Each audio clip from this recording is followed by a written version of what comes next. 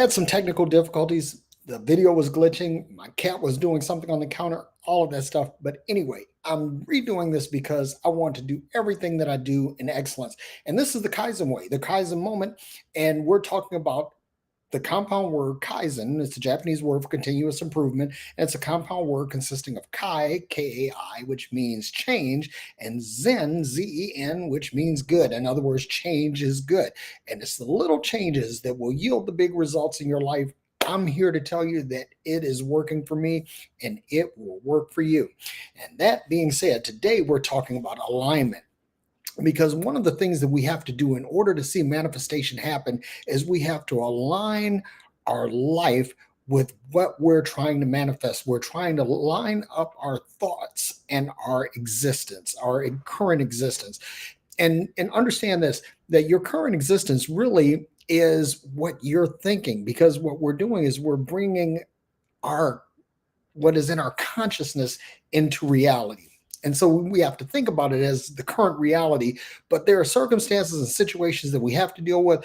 And here's the thing, you can't eliminate a lot of things. There are certain people you can't eliminate. There are certain things, situations, circumstances, you can't eliminate them. But what you can do is change your alignment. Just like how when you're driving your car, you change your alignment with your front wheels to keep the car moving straight. If you don't have a proper alignment, the car veers from one side to the other. And we want to stay in our lane, laser focused on the goal.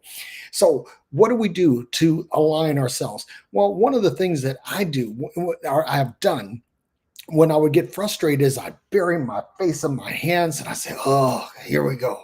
Now what I've learned is that instead of when I catch myself wanting to do that, I put my palms up in a posture of receiving. And I want to receive the blessing that the universe has for me rather than say, woe is me and have a pity party. No, this is an adjustment. It's not a setback. And instead of asking why me, I'm asking myself, what do I have to learn from this? What do I learn from this in order to make my manifestation clearer? What do I learn from this in order to make a continuous improvement in my life? So we want to get aligned. First thing you do in the morning, instead of getting up and cursing the day, oh God, I got to go to work again. Instead of doing that, say, hey, I'm grateful that I have a job to go to. I'm grateful that I have breath and life in my body. I'm grateful that I have the use of my faculties and of my extremities. I'm grateful. I'm grateful for the person who I'm waking up beside, or I'm grateful that this person who I'm looking for will someday be beside me to wake up beside. But start with an attitude of gratitude. Start with the attitude of gratitude, and that will help align your day. Then start to align your body. Wake up in the morning and take inventory of your limbs, your eyes, your ears. Take inventory of your body. And if necessary, make sure that you stretch, that you get some kind of exercise, do some things to get the blood flowing, to make the body feel alive. And these are things that will help align your mind with your body, because here's the thing, you can lie to others, but you can't lie to yourself. So what you have to do is you have to speak things and do things in your body to convince your body that this is the reality. That when you operate with a sense of gratitude, man, and once you get used to that, gratitude becomes your expectation. When you think about wealth, when you think about influence, when you think about things that you want to do that are going to benefit you and benefit others, these things become your expectation, and they're the expectation and not the exception. What we want is not exceptions to the rule, but we want an expectation. Okay, so we need to align our thinking with our bodies, align our bodies with our thinking, and align everything with what it is that you're trying to manifest. Are you trying to manifest a new business? Are you trying to manifest more wealth or financial independence? Are you trying to manifest peace? And here's the other thing too.